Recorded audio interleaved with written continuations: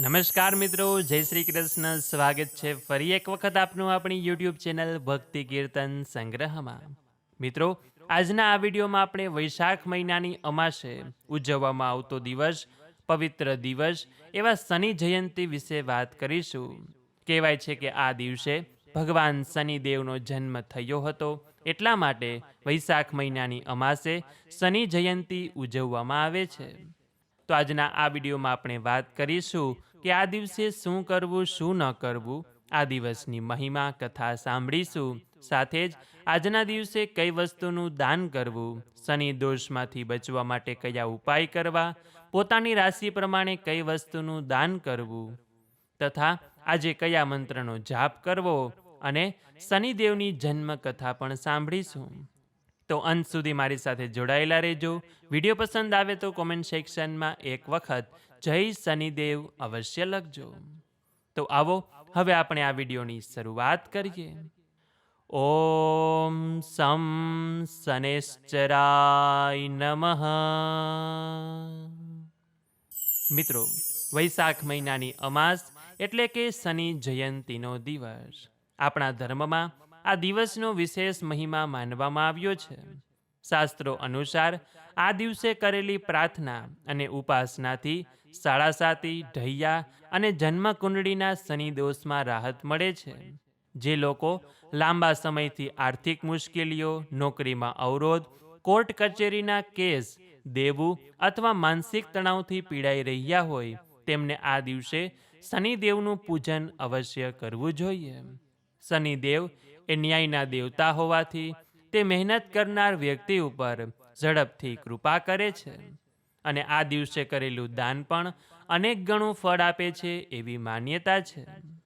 શનિદેવ કર્મફળના દાતા હોવાથી મનુષ્ય પોતાના કર્મ મુજબ ફળ પ્રાપ્ત કરે છે. સારા કર્મ કરનારને શનિદેવ રાજ સુખ આપે છે અને ખરાબ કર્મ કરનારને કષ્ટ દ્વારા સજા આપે છે.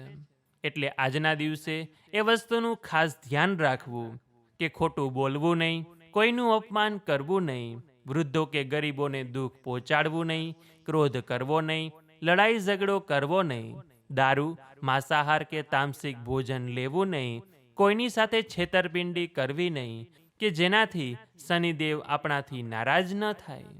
આજના દિવસે પીપળાના વૃક્ષને પણ કાપવું નહીં કે પછી કોઈ પણ વૃક્ષને કાપવું નહીં. અને ખાસ કરીને આજના દિવસે લોખંડ, તેલ અને કાળા કપડાની ખરીદી પણ કરવામાં આવતી નથી, પરંતુ તેનું દાન કરવાનું વિશેષ મહત્વ બતાવવામાં આવ્યું છે. ગરીબો અને જરૂરિયાતમંદોને આજે કાળા તલ, કાળા અડદ, કાળા કપડાં, ચંપલ, છત્રી, સરસવનું તેલ, લોખંડની વસ્તુ, કંબલ અને અન્નનું દાન કરવું શુભ માન્યું છે. અંધ, વૃદ્ધ અથવા મજૂર વર્ગના લોકોને મદદ કરવાથી શનિદેવ ખૂબ જ પ્રસન્ન થાય છે. કાગડાને ખવડાવવું, કાળા કૂતરાને રોટલી આપવી અને ગાયની સેવા કરવી એ પણ શનિ દોષને ઘટાડવામાં મદદરૂપ બને છે. હવે જે લોકો પોતાની રાશિ પ્રમાણે આ શનિ જયંતિ ઉપર દાન કરવા ઈચ્છતા હોય તો મેષ રાશિના લોકોએ લાલ મસૂર અને તાંબાની વસ્તુનું દાન કરવું જોઈએ. વૃષભ રાશિના લોકોએ સફેદ ચોખા અને દૂધનું દાન કરવું જોઈએ. મિથુન રાશિના લોકોએ લીલા મગ અને પુસ્તકોનું દાન કરવું. કર્ક રાશિના લોકોએ ચાંદી અથવા દૂધથી બનેલી વસ્તુનું દાન કરવું. સિંહ રાશિના લોકોએ ગોળ અને ઘઉંનું દાન કરવું. કન્યા રાશિના લોકોએ લીલા કપડાં અને અનાજનું દાન કરવું જોઈએ. તુલા રાશિના લોકોએ સુગંધિત વસ્તુઓ અને સફેદ મીઠાઈનું દાન કરવું જોઈએ. વૃશ્ચિક રાશિના લોકોએ કાળા તલ અને સરસવના તેલનું દાન કરવું. ધન રાશિના લોકોએ પીળા કપડાં અને ચણાની દાળનું દાન કરવું જોઈએ. મકર રાશિના લોકોએ કાળા કંબલ અને લોખંડની વસ્તુનું દાન કરવું, કારણ કે શનિ આ રાશિના સ્વામી છે. અને કુંભ રાશિના લોકોએ ગરીબોને પાણીના પાત્ર અને કાળા કપડાનું દાન કરવું જોઈએ. અને મીન રાશિના લોકોએ પીળી મીઠાઈ અને ધાર્મિક પુસ્તકોનું દાન કરવું શુભ માનવામાં આવે છે. આ સિવાય આજના દિવસે શનિદેવને પ્રસન્ન કરવા કેટલાક સરળ અને અસરકારક ઉપાય પણ કરવામાં આવે છે.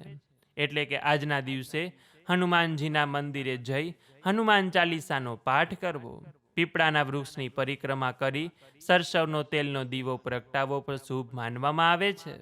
કાળા તલ મિશ્રિત જળ શિવલિંગ પર અર્પણ કરવાથી પણ શનિદેવની કૃપા થાય છે. શનિ મંદિરે જઈ શનિદેવને કાળું કપડું અને સરસવનું તેલ ચડાવવાથી શનિ દોષમાંથી છુટકારો મળી શકે છે. ઓમ પ્રામ પ્રેમ પ્રોમ સહ શનેશ્ચરાય નમઃ એ મંત્રની એક માળા કરવાથી શનિદેવ પ્રસન્ન થઈને આપણા જીવનમાં સ્થિરતા અને શાંતિ લાવે છે. ગરીબો અને શ્રમિકોની આજે સેવા કરવી એ શનિદેવનો પ્રસન્ન કરવાનો સૌથી શ્રેષ્ઠ ઉપાય માનવામાં આવ્યો છે. શનિદોષ દૂર કરવા માટે સારા કર્મ, સત્ય અને ઈમાનદારીનું જીવન જીવવું એ સૌથી મહત્વપૂર્ણ છે. શનિદેવ માત્ર ઉપાયથી નહીં, પરંતુ મનુષ્યના વર્તન અને કર્મોથી પ્રસન્ન થાય છે. માતા પિતાનો આદર કરવો, વૃદ્ધોની સેવા કરવી અને કોઈનું હકનું લઈ લેવું ન જોઈએ.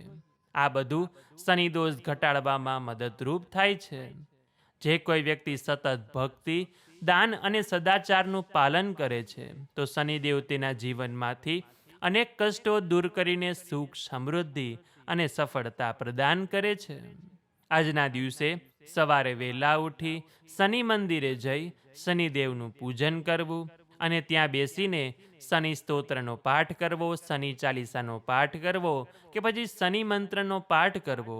આ સિવાય સુંદરકાંડનો પાઠ અને હનુમાન ચાલીસાનો પાઠ કરવો પણ શુભ માનવામાં આવ્યું છે. જો શનિ મંદિરે જઈ શકાય તેમ ન હોય તો ઘરના મંદિર પાસે બેસીને પણ આ પાઠ કરી શકો છો. આજના દિવસે ગરીબોને ભોજન કરાવવું, ગાયને ઘાસ ખવડાવવું અને જરૂરિયાતમંદોને દાન કરવાથી પણ શનિદેવ આપણા ઉપર પ્રસન્ન થાય છે. એટલે આ ઉપરથી આપણે કહી શકીએ કે શનિ જયંતીનો દિવસ એ શનિદેવને પ્રસન્ન કરવાનો સૌથી ઉત્તમ અવસર છે.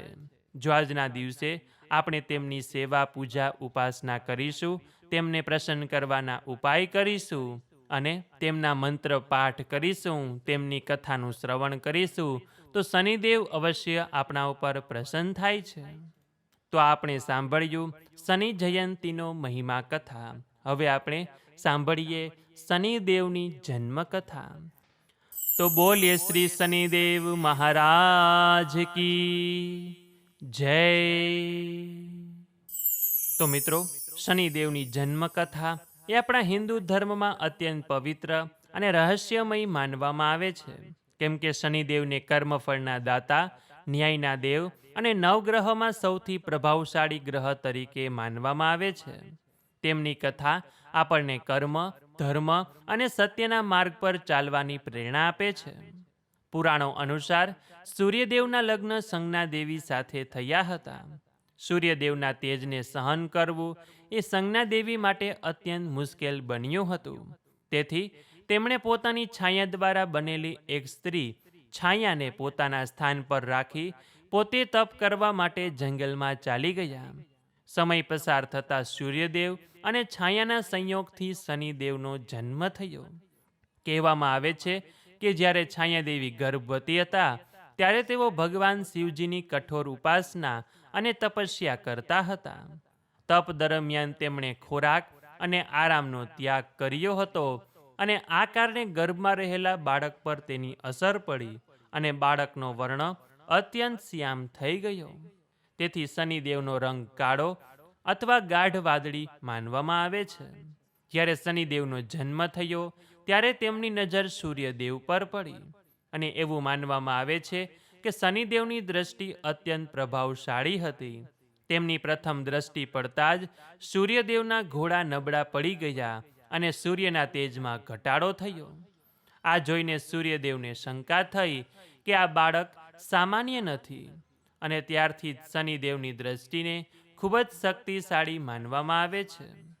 સૂર્યદેવ શનિદેવના શ્યામ વર્ણને કારણે શરૂઆતમાં તેમને સ્વીકારી શક્યા ન હતા અને આ કારણે શનિદેવ અને સૂર્યદેવ વચ્ચે અંતર વધ્યું.